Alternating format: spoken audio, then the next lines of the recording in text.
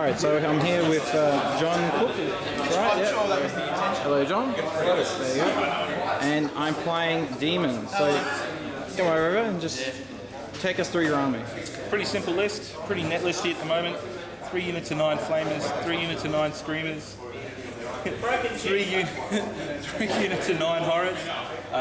So basically a massive beat stick, pretty simple list.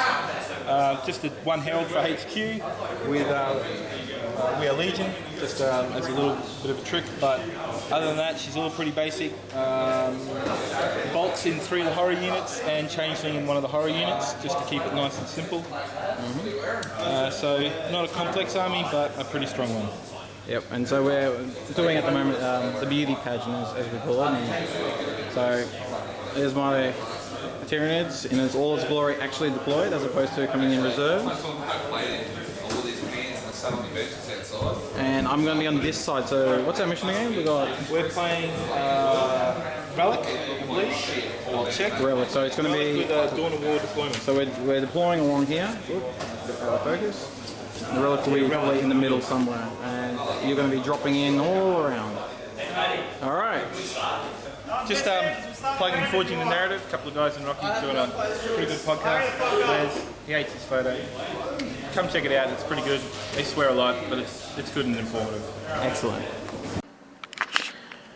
Alright, so game 4. This is day 2, and I was there bright and early. We just done the beauty pageant, and I see him up against the only demon player, and it looked like a very nasty list. I haven't played against demons before, but I have read what the White Dwarf changes, and I saw a lot of everyone saying how crazy awesome they were, and so I didn't have high hopes of what was going on.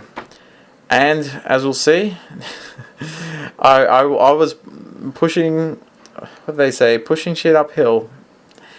So I set up along the right here, and most of the action happens in the middle. There is a little bit of action that happens in the top, which is cut off, so again, apologise. So we're playing the Relic, and I was umming and ahhing if I should take first turn or not. So all this stuff here is actually not deployed on his side, because we had just done that beauty pageant thing.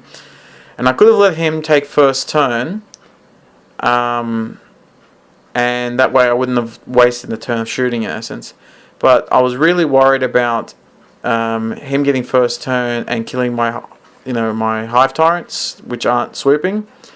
And I didn't want to keep them in reserve and come on, just in case they didn't come on. And because my Hive Tyrant's got the Hive Commander, get the +2 to the leadership and all that. So I took first turn. He didn't steal the initiative.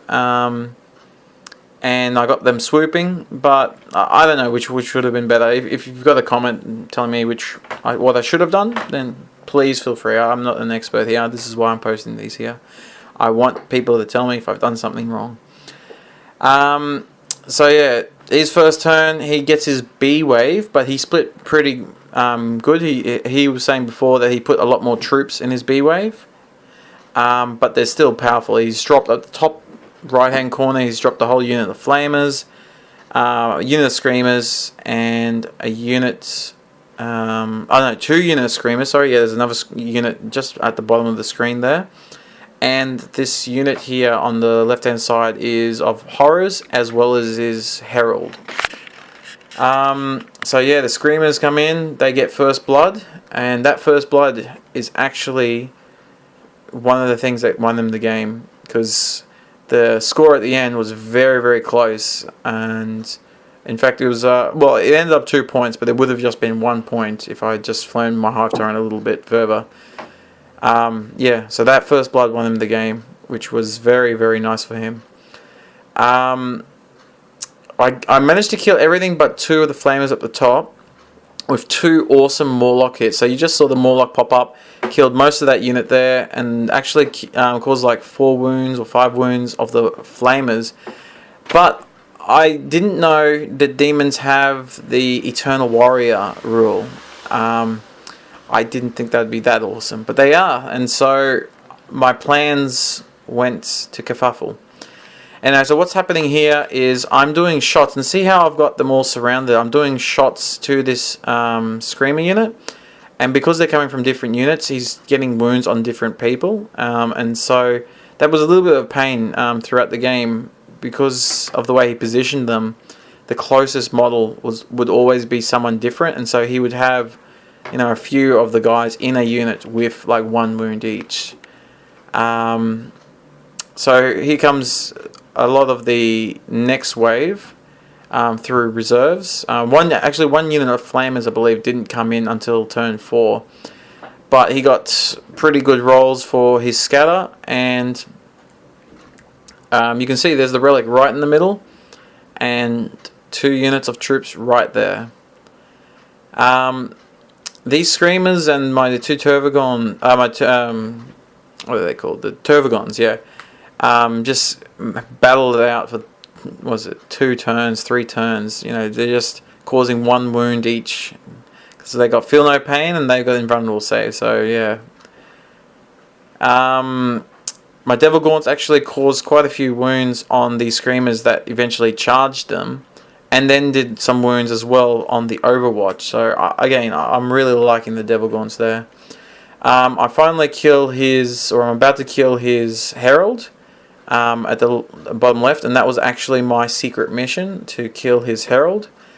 And so I got that 1 extra point there.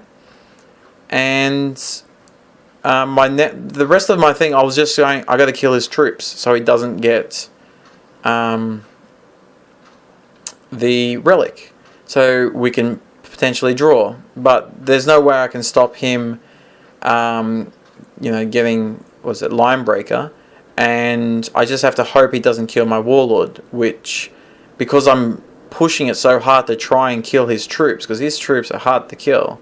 You know, what are they? Toughness 4, 4+ invulnerable saves.